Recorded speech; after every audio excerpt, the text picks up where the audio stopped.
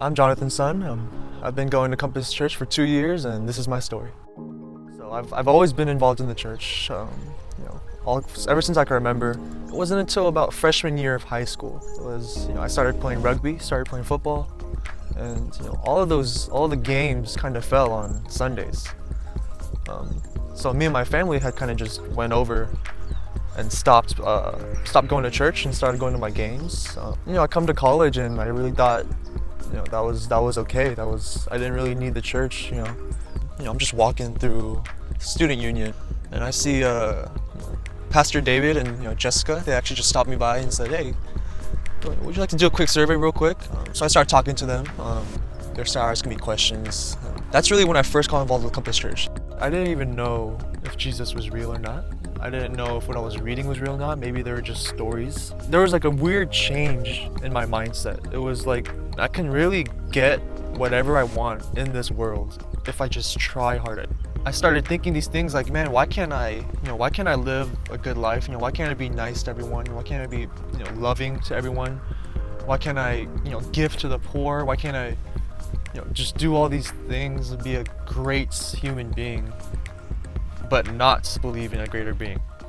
Walking home one day, talking to my mom on the phone, she said, "Don't worry, don't be alarmed, it's okay, but your father's in the hospital.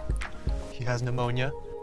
And at that point, it was like a weird shift in my head. I just started feeling sad, and I just started thinking about my mom and dad, and I couldn't do anything. I literally just went to the corner of my backyard. I just raised my hand. I was like, "Man, I don't know if you're real, Jesus. I really don't know. But if you are, just show me something." And at that point, I just started crying. So I was like, I need to go see my parents.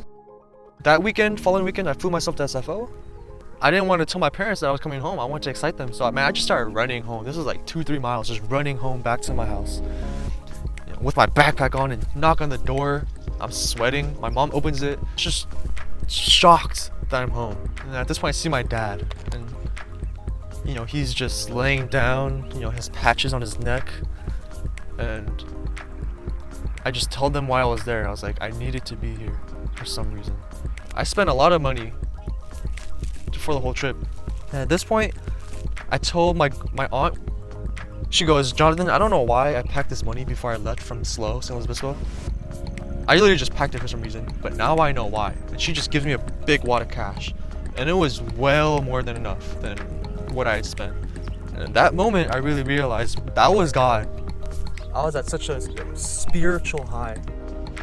But then COVID happens. I started to do the things that I said I was never going to do again.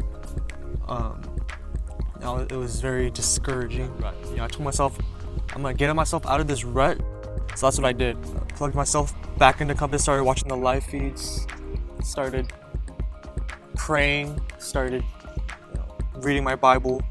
It's Isaiah chapter 40, verse 30 and 31. It goes, "Even youths grow tired and weary, and young men stumble and fall.